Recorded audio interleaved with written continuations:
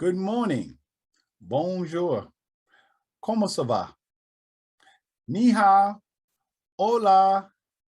Ohayo. Bienvenue. Wan Ying. Bienvenidos. Yokoso. And welcome. Welcome to a special edition of Gem Hunter Stories. My name is Barry B. Mixon, and I am a gemological storyteller. And each and every week, I get the honor and privilege of taking you on a journey to places you've never been before, to stories you've never heard before.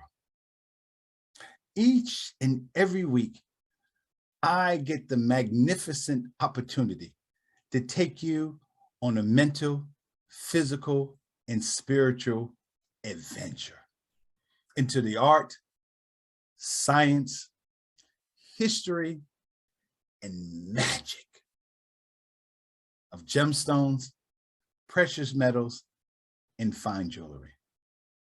And because I know the transformational power of stories, because I know what stories can do to people, I know what stories have done for me, I have absolute confidence that somewhere along the line, somewhere in this journey that you and I will take together, you will hear a story that will move you. You will hear a story that will make you change the way you see the world, the way you see yourself. And my job, my mission each and every week is to create a sound that resonates deep inside of you, to the point where you can begin to hear the music that lives inside of your heart and inside of your mind. And my hope is that you use and take that sound to make it a bridge, a template, an inception point to begin your journey of discovering the value of your own stories. I am so excited about being with you today because today is Christmas Eve. Now, Christmas has a lot of different meanings for different people. So when I say discover the value of your own story, what's your story? What is your Christmas story?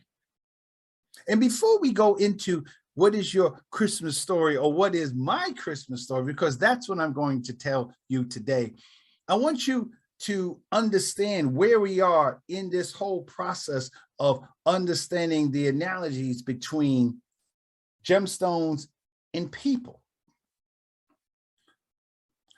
When you look at a piece of jewelry, and I've showed you this over the days, over the weeks that we have been together, I have told you many, many times that jewelry, basically, when you're looking at it, when you're valuing it, you're valuing it based on its, not its on its intrinsic value.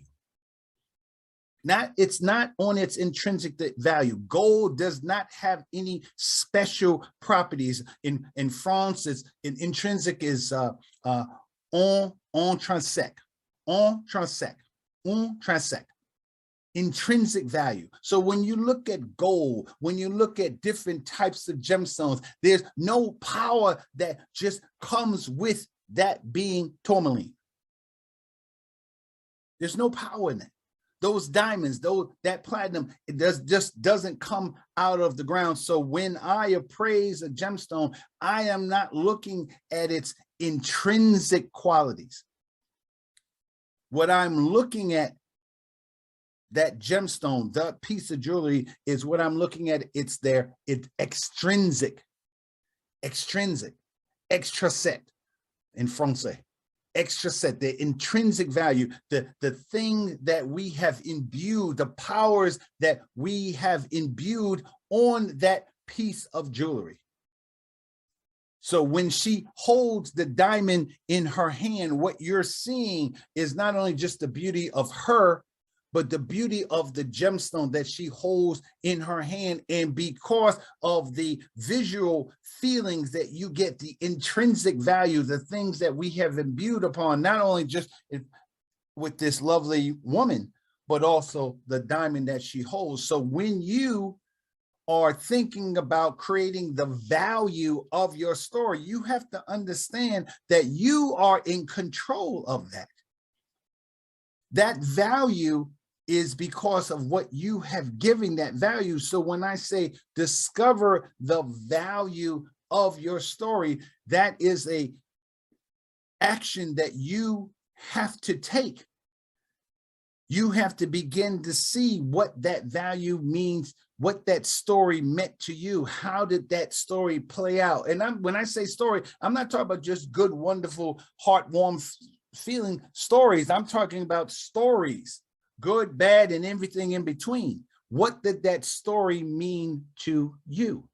How has that story changed you? When we are looking at a pearl, we are looking at something that was created. What was the story of that? And then when we hold that pearl, that Tahitian pearl in this case, in our hands, that pearl has a meaning. So if someone gives you a pearl for Christmas, that pearl, you have imbued that pearl with power, because that's the pearl that your boyfriend, your husband, your wife, your girlfriend gave you. And now that pearl has power because of what that pearl has meant to you. So when I appraise a piece of jewelry, I always have to not only just look at the intrinsic value, meaning how hard it is, what color is it, how does it interact with the light. Those are the qualities that it's imbued with, that it came naturally. It's organic to that gemstone. Gold is a soft metal. It's a soft metal. That is a trait that it has inside of gold. But anything else that I attribute that gold to is extrinsic.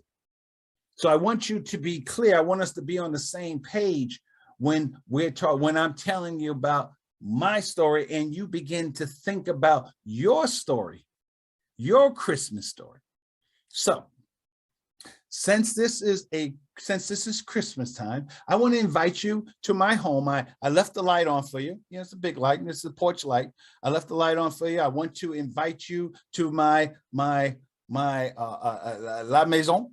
My maison. So please, this is, and just notice the trees and the lights and the bulbs. I did all the nice fancy decorate, put a lot of time, energy into this, tie a lot of time, energy into decorating my home, because I knew you were going to come for a story. I want you to sit down and relax around the piano, this kind of the different trees that we have. I want you to just enjoy the ambience. The piano's over here if anybody wants to play piano. And because this is a story, what I'm going to do is sit in front of a fireplace. I have it all set up for you. And oh, that's a little hot. No, we're not talking about hell. We're talking about a fireplace. So let me create a fireplace. Yeah, there we go.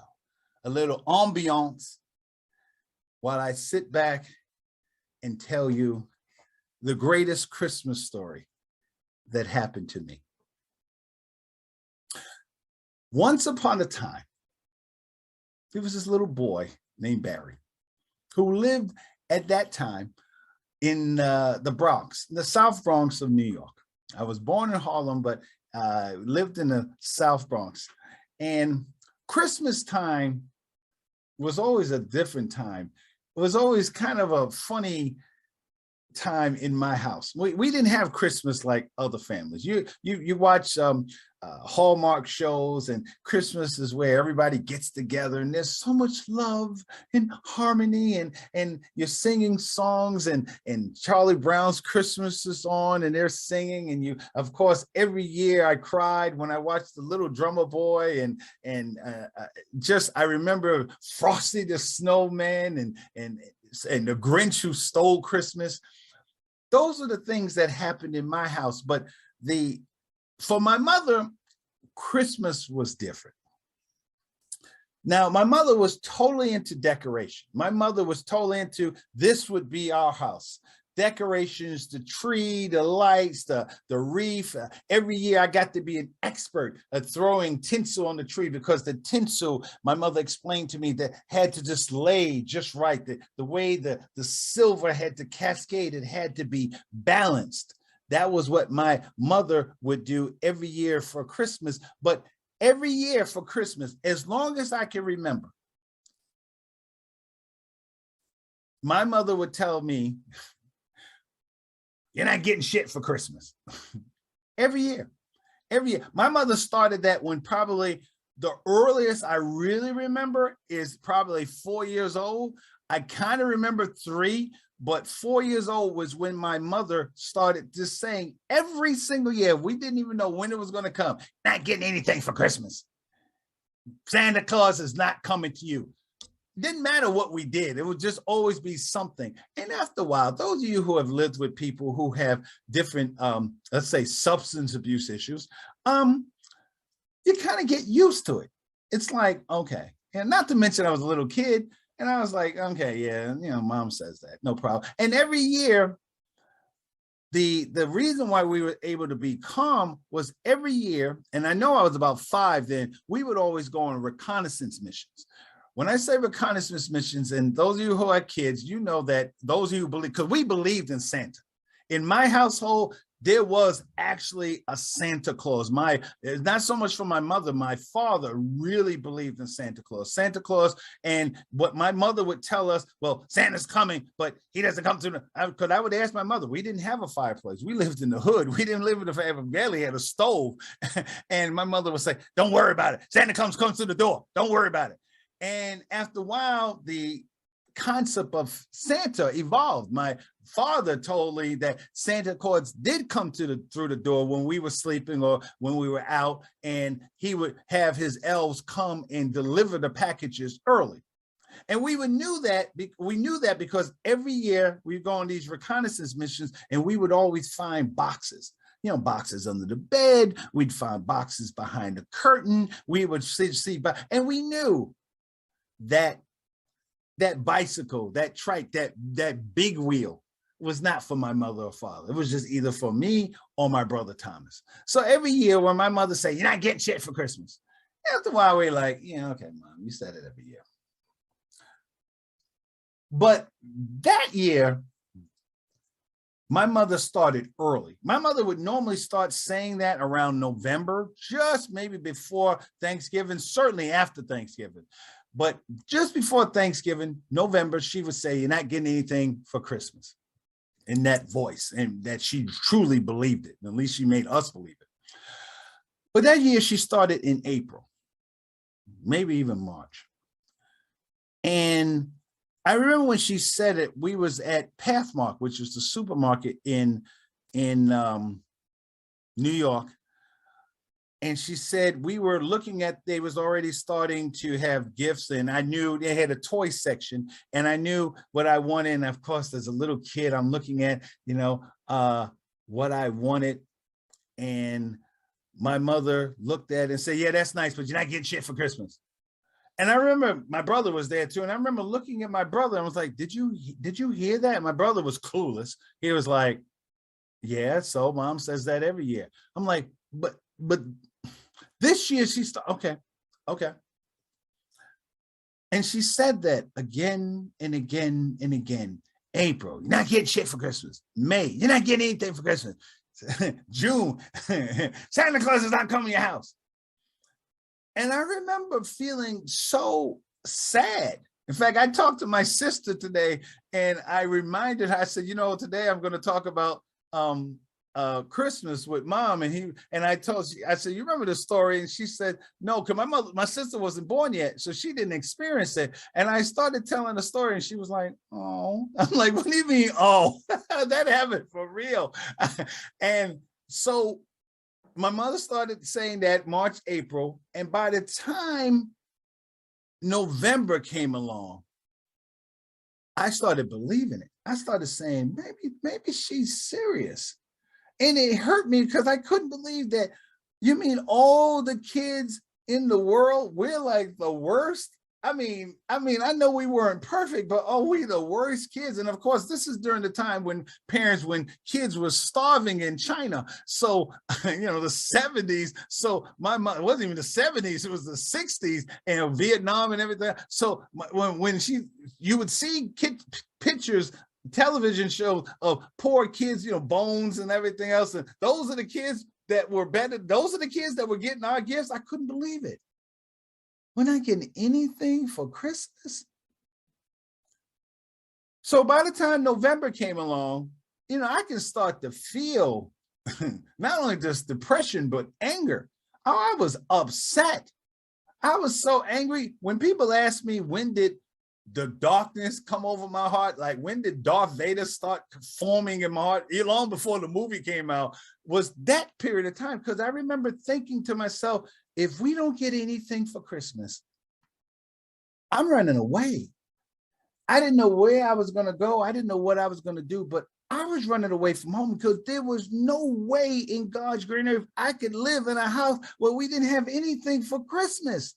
And what made it worse was that our whole house was all, it was decorated. We had trees and we had all these things, beautiful things in our house. How could you tell us that we're not getting anything for Christmas? How could you have this hanging around the house and the Christmas songs and Dionne Warwick and all these people singing, Frank Sinatra singing, and we're not getting anything for Christmas? So by the time I have several fireplaces, thank you very much, in my chateau, in my chateau, voila. So by the time Christmas Eve came along, oh, I was livid. And it was not only was I angry in general at my parents, especially my mother. I was angry at my brother because he was just like, how stupid can you be? Because he was still sitting there like, I know we're going to get something. I'm like, you know what, Thomas? I tell you what, my brother's name was Thomas. I tell you what, I'm going to tell you what I'm going to do. I'm leaving. First of all, I'm never talking to anybody ever again. That's first. Then I'm going to figure out how to leave. And I remember this. We had a bunk bed. I remember sitting on the edge of the bed, just mad, just so mad. I had a pole. Remember the old hobos, the old cartoons with the hobo? They had a stick and they had their whirly positions in a little bag. I had a pole. I had an old broomstick. I had one of my mother's big scarves, and I had put some socks and underwears in it. I didn't know where I was going, but I knew I was going. And since my mother would always say, we don't know, when I didn't want to go to school, this is in kindergarten, I didn't want to go to school, first grade really. My mother would say, I don't know where you're going. You're getting the hell out of here.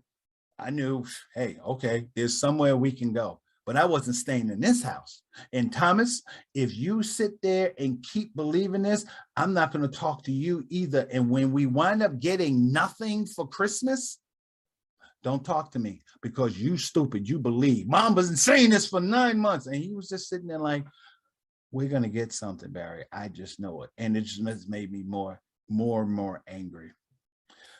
So the clock was ticking. These were seconds.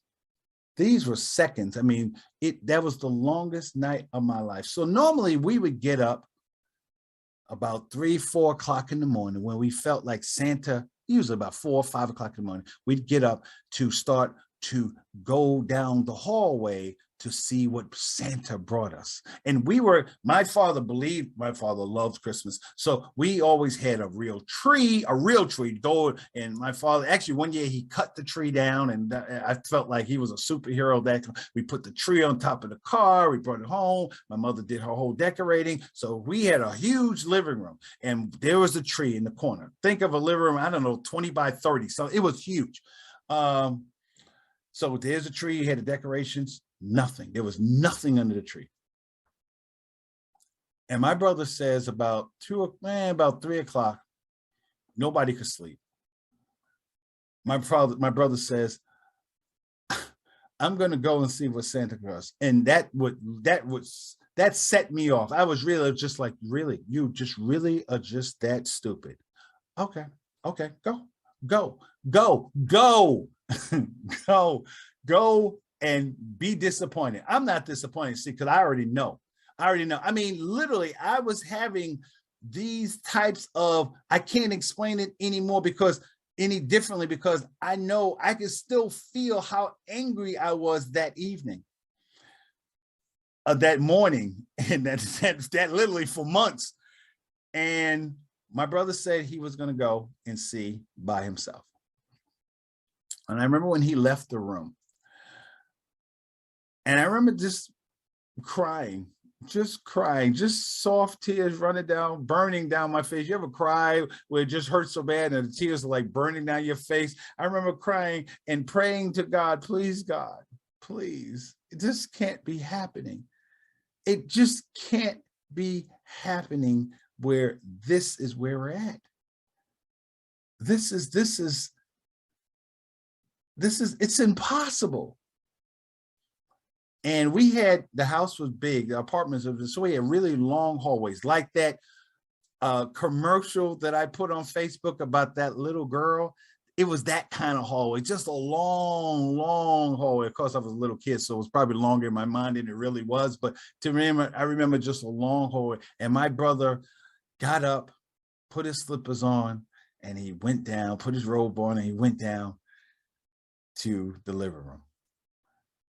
And I waited. And I waited. And I waited. And I waited, and it seemed like forever. And there was a part of me, I started making up stories in my head that maybe my brother was so overcome with emotion that he fell out. I mean, I was like, I gotta go save him.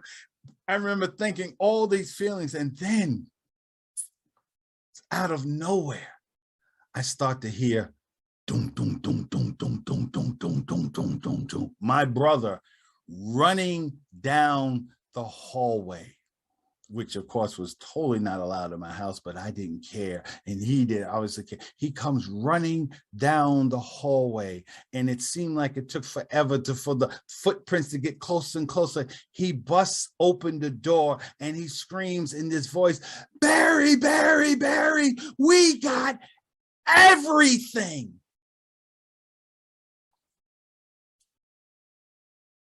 I remember wanting to get my spirit left my body long before my body did, because my body, I was so angry. I had wound my feet and legs. I slept on the top bunk and I wound the blanket and my sheet around my feet and legs so tightly I couldn't get myself. I literally almost hung myself trying to get out of the bed. And that took, you ever try to get out of something that's really easy to get out of, but because you're in such a rush, you can't get out of it? It took me 10 minutes to get out of bed, which I just wanted to rip it, because the way my brother said, Barry, Barry, Barry, we got everything. I finally got out of the bed. We run down the hallway, and it was just like that commercial. As I said, we walk, imagine a square, and here is in the upper right-hand corner of the square was the tree. Big, beautiful tree. We usually would get, we had high ceilings, so we'd get 7, 8 foot. So as a 6-year-old kid, you know, this tree was like, you know, huge. And every inch of that room had gifts. Every inch of that room had gifts. We had so many gifts that year. The 12 days of Christmas, please, that's for rookies. We were still opening up gifts. January 7th, my brother would just find, or I'd find something. Oh, here's something else for you. And my mother was totally into wrapping. And what happened was, my father hit the numbers. And for those of you who are my foreign viewers, the numbers in the United States is like, I don't know if you have numbers in Europe, but numbers in the Black community is numbers that you play. It's like the lottery. It's just like an illegal under the cover underground lottery system that people would play. My father ran the numbers. He was one of the runners. So my father hit, and meaning he won a lot of money. And what my father did was he bought every gift, every toy that came out that year. It might have been that year, the year next year, every toy that was out that year, my father bought. We had everything. And the thing that I remember the most, it was the thing that I wanted more than anything else in the world was a microscope. I wanted a microscope. I was a nerd for a long time, forever. And I wanted a microscope. And my mother bought me a microscope. Santa brought me a microscope. And it was just sitting there. It wasn't even with the rest of the gifts. It was a box that was off to the side. It was a rectangular box. And I didn't even think it was for me. My brother was the one that said, this one says Barry. And I'm like, really? Because I was going through all the different gifts. And I think I forgot about the microscope, or I didn't really expect it, because remember, Santa Claus wasn't bringing us anything. So this was already a miracle. And there was this box. And I remember opening up the box, and here was this microscope. And it wasn't like some technical microscope like I have now in my lab, but it was just one of those little beautiful 3 objective microscopes that went from 10 power to maybe 40 power. And I had some slides of like a bug and a tree, a leaf, and things of this, bark, hair. And I remember just sitting there thinking to myself, oh my God, this was the happiest day of my life. Everything else, we got clothes and all the gifts and all the toys and everything else was nothing in comparison to that microscope. And I remember one of the things you never did in my house was wake up my mother.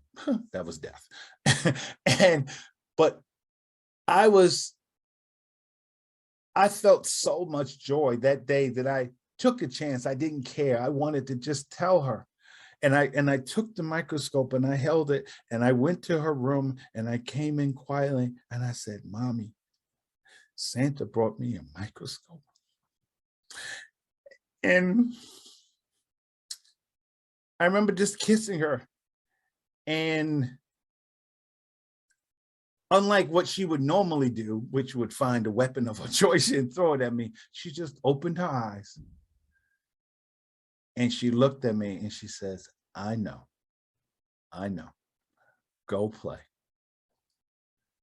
And I remember that moment being the moment that the one time that I remembered that my mother actually loved me. Really the one and only time that I really remember my mother loved me. And the reason why that story is so meaningful to me, the reason why I understand the value of that story, was because that story was what kept me alive when I was homeless.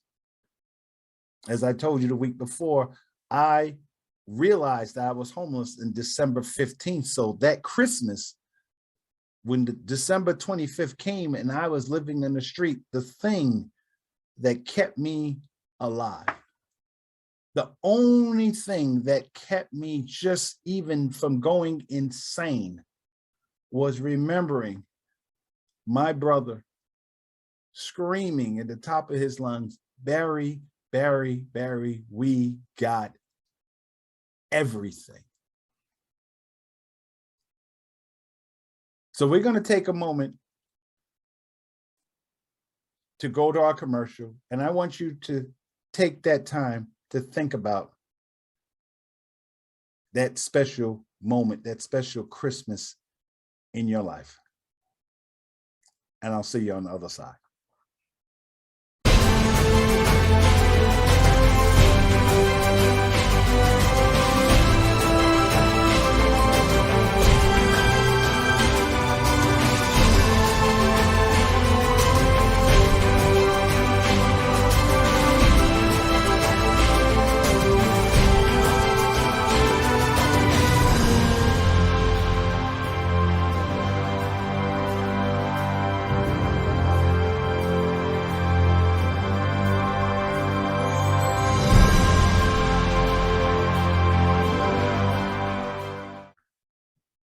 Okay. And we are back. We are back. I had to, dry my eyes a little bit and everything else. When I talk about stories, when I talk about people understanding their stories, I want the value of your story. You got to begin to understand what it means to you. What does that story mean to you? 55 years later, I think about my brother telling me, Barry, we got everything. And I think about where I am in my life right now. And I remember and I realize that I am so blessed. I am so blessed to, first of all, still be here. 810,000 people, 5 million people, but 810,000 people, our brothers and sisters and moms and dads and uncles are no longer here. They will not see Christmas. Dr. Osterholm, CDC, literally said just last week that 36,000, a couple of weeks ago, said 36,000 people in this country who think they're going to see Christmas, who think that they're going to see New Year's, will not see New Year's. They believe it and it will not come true for them.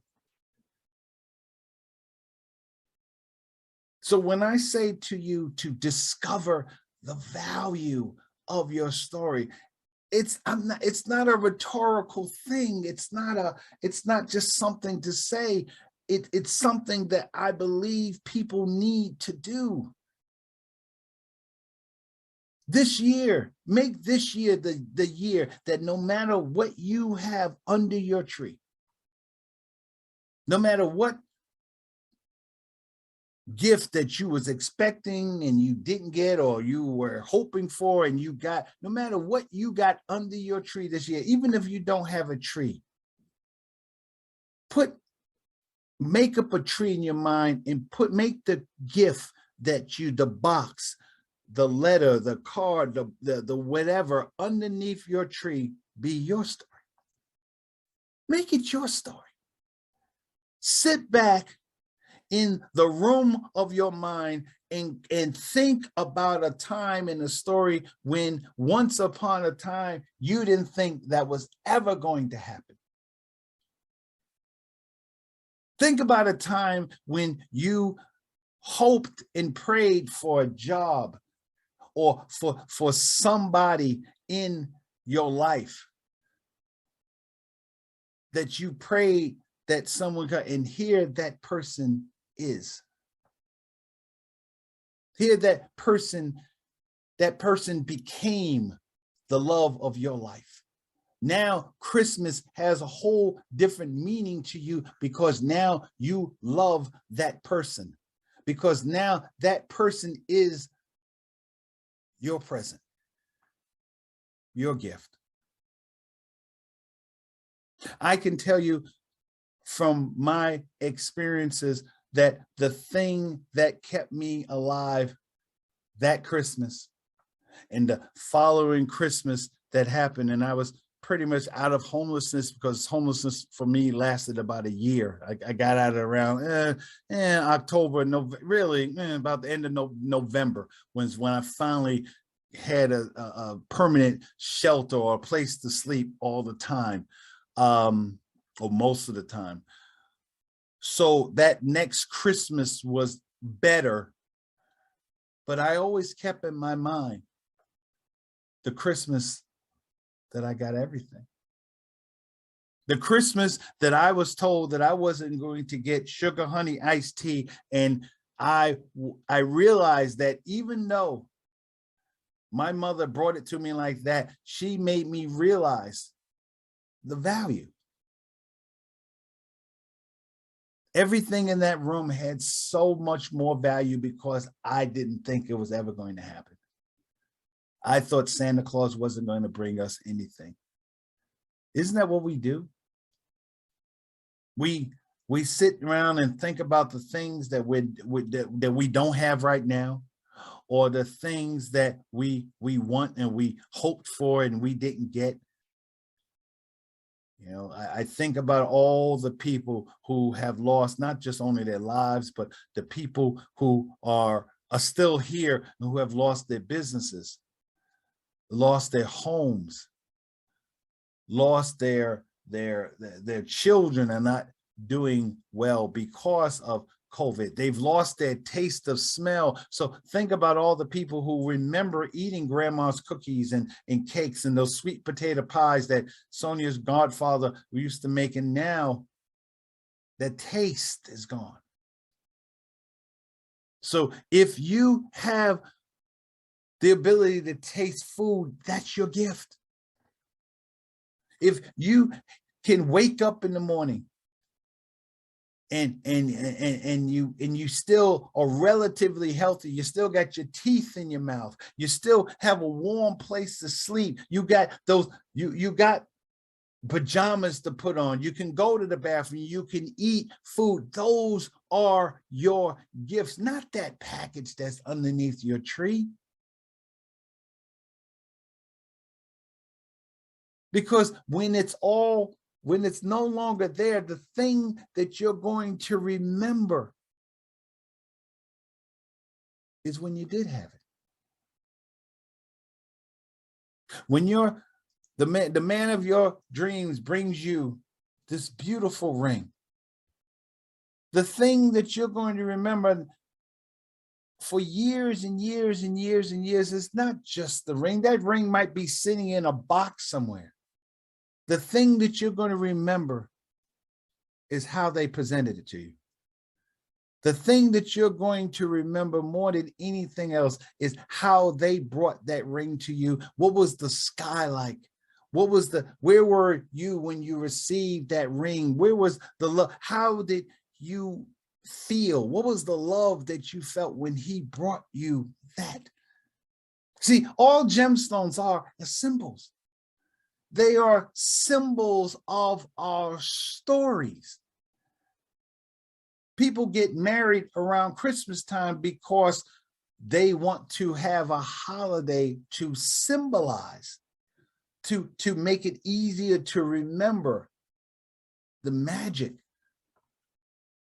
of their relationship, the marriage of the magic of their marriage, the magic, those children that were born on one of my actually I have to call him one of my students in China. He is a Christmas baby. He's a Christmas baby. So he every year when he told me, his brother says, "Oh, you're a Christmas baby." So imagine his mother every year thinks of Christmas, thinks of his laying in a hospital waiting for her son to be born. And that's her youngest son, youngest child. And every Christmas, that's what it means to her. Imagine how beautiful that is every year you see not just that ring or that box or that microscope, but you see a beautiful person that came from you. And that is your gift. Each show, I ask you to discover the value of your stories. Take this time tomorrow. Take this time to look at your children. And for each of them, tell them a story. Tell them a story that reminds them of how special they are to you. Tell them a funny story. Tell them a story about the time when something happened or they did something or they improved. Tell them a story because that will be Christmas for them. If you need a fireplace, set up a fireplace. Sit back and tell, especially if you got little kids. If you got little children, tell them something special because that's what they will remember. They don't have to watch the little drummer boy and remember just the way that boy was playing in the beautiful music. Oh, there you go. I can't sing, so you know what I'm saying. But we still remember those moments. You know, the Jackson Five singing, I saw mommy kissing Santa Claus. Those old Bill Crosby, I'm dreaming of a white. Think of make Christmas special again, especially because of what we're all going through. This is a magical Christmas because we are alive. We are fortunate to still be here. Years from now, when this whole pandemic is a thing of the past, the thing that we could use, families all around can use, is remember the day, the Christmas of the pandemic. What were you doing? Who is still here? Let the food that you are eating at grandma's house or your auntie's house or your mom's house, going back home, don't fight about politics or what's happening in America, or we're going to go to what stuff. That's going to be there tomorrow, guaranteed. The thing that you want to remember is the time, is that moment when you were all together. And I say that as someone who, again, didn't have the greatest relationship with my mom at that time. And now I love my mom because now I'm 61 years old and remember that kiss. That kiss, the time when she looked me straight in my eye and I knew she loved me. And it took me this long to figure this out. This is why this today is such a beautiful day for me, because I remember opening that box. I remember when that box meant everything in the world to me. I couldn't tell you what happened to that microscope. I can't tell you how many times I played with it. I didn't know whether I got more slides or not. I don't even know how long it lasted, but I remember the commercial I put on Facebook, the cheese commercial. I loved that commercial.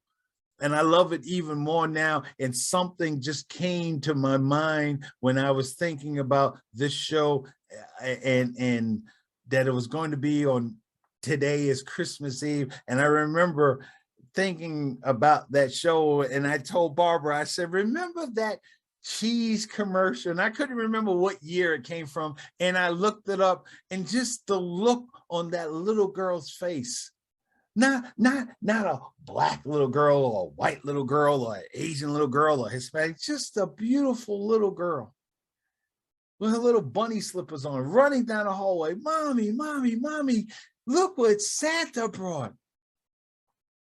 And the father walking, the mother and father walking down that long hallway. And I love the way the little girl just came out and just said, ta-da. And the father goes, whoa. What kind of cookies did you bring Santa? And just the look on her face when she says, I didn't bring him cookies. I gave him cheese. Behold the power of cheese. And it's just cheese. But when you put a story behind it, you remember it. That's what discovering the value of your story is. A story is, I heard today, I'm always taking classes, and I'm taking a class right now in storytelling, University of Michigan, and it's storytelling for social change. And a lot of people think that stories, a lot of my European students think that stories is a lie. No, stories is not a lie. Stories is a way for you to explain a day, a moment, a situation from your point of view. From your point of view. So going back to what I said originally, the difference between something being intrinsic and something being extrinsic. Something that's intrinsic, that's the real nature of the thing. It was born with that. Birds fly, that's intrinsic. But extrinsic is something comes from the outside. I could have easily, that story, that day that happened to me when I was 6 years old, 55 years ago, that story could have been just something that just happened, but because I remembered it, because I rediscovered the value of it, it's even more beautiful today than it was even then. And all of us have those stories inside of us. All of us have those moments that if we just take a time just to remember.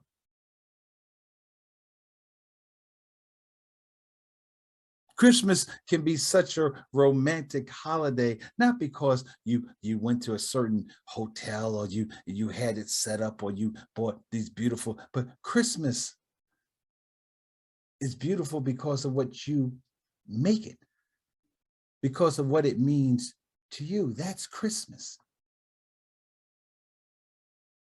This ruby is no more or less beautiful than the feelings that you have in your heart, than the ruby, than that woman that's across the room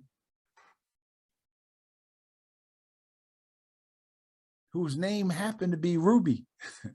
Or Ruby happens to be, she was born in July, so that's her month. And when you fell in love with her, she was your gift. She was everything that Santa could have ever possibly given you in your life. And today, you have the sublime pleasure of still loving that person. That's Christmas. Christmas is a new beginning. Christmas is a way Jesus was born on, in some religions, some cultures. Jesus was born on Christmas Day, and the gifts that none of the gifts that the three wise men gave could possibly give, could equal the gift of that child to the world. And I think Christmas is, at least for me, Christmas is a reminder of the gifts, of not the gifts that we have under the tree today,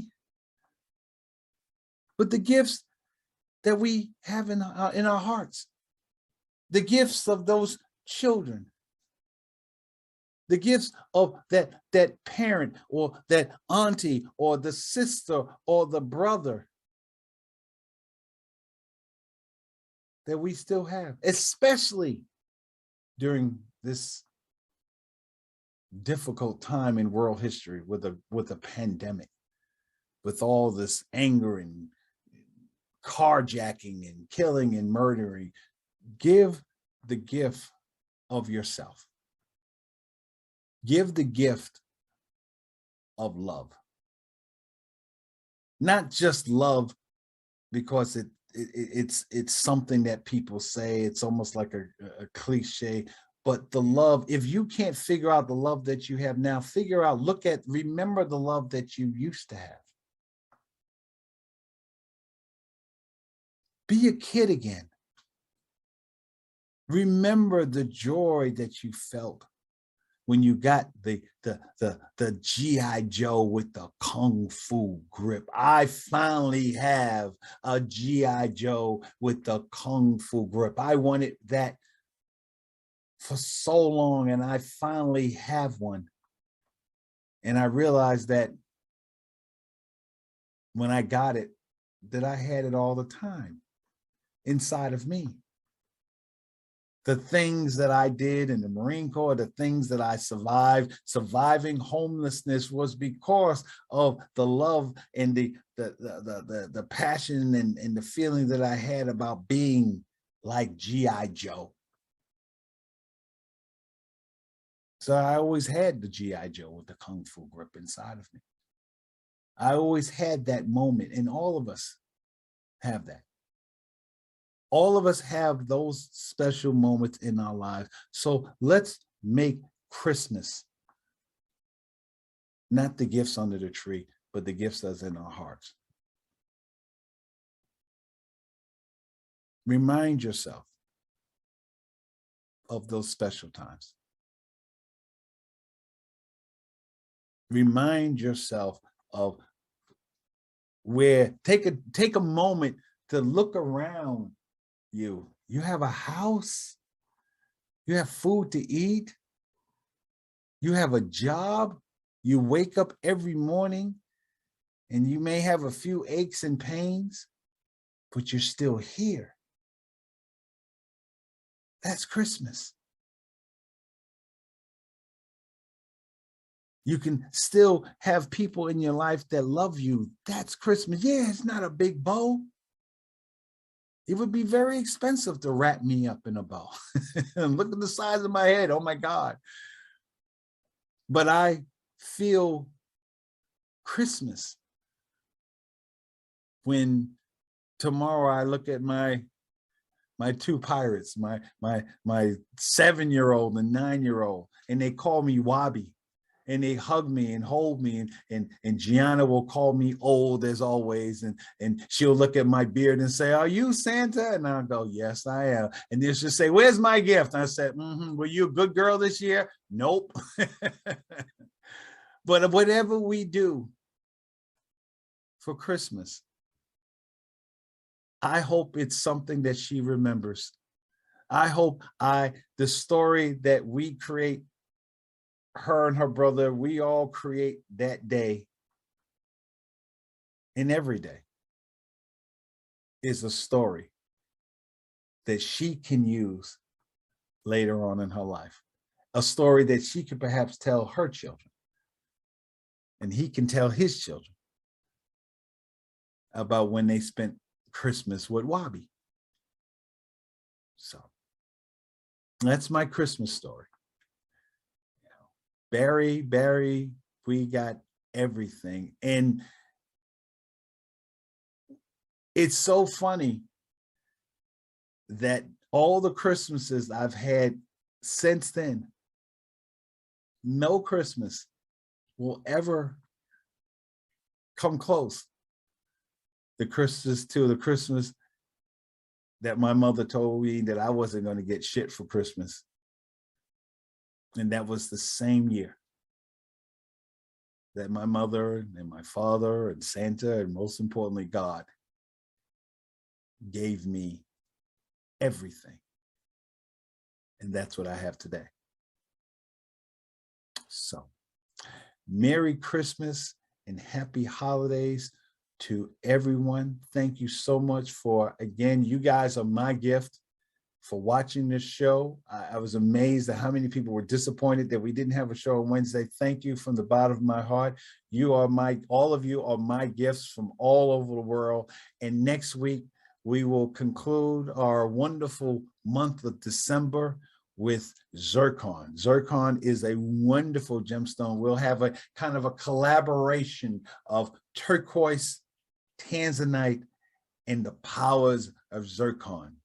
So until then, as I say each and every week, my name is Barry B. Mixon, and I am a gemological storyteller. And the only thing I want you to really get out of my show each and every week is that you take time, you take a moment in your busy life to discover the value of your own stories. Until we meet again next week, au revoir, a bientôt. Bye-bye.